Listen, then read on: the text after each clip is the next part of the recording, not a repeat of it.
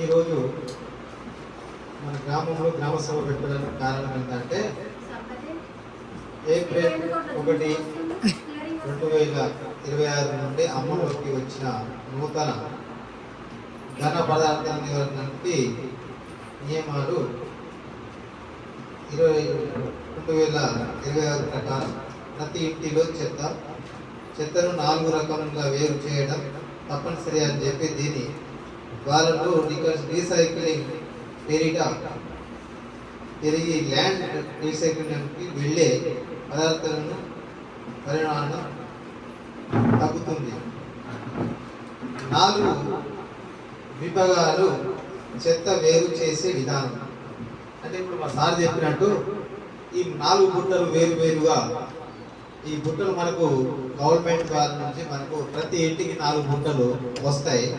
దానికి మనం ఇప్పుడు సార్ చెప్పిన విధంగా, ఎందుకంటే ఇప్పుడు రకరకాలుగా పొడి చెత్త వేడి చెత్త అని చెప్పి ఈ చెత్తలను వేరు చేసే విధంగా ఇప్పుడు గవర్నమెంట్ సూచించింది. కాబట్టి మనం దీన్ని ఖచ్చితంగా పాటించాలి.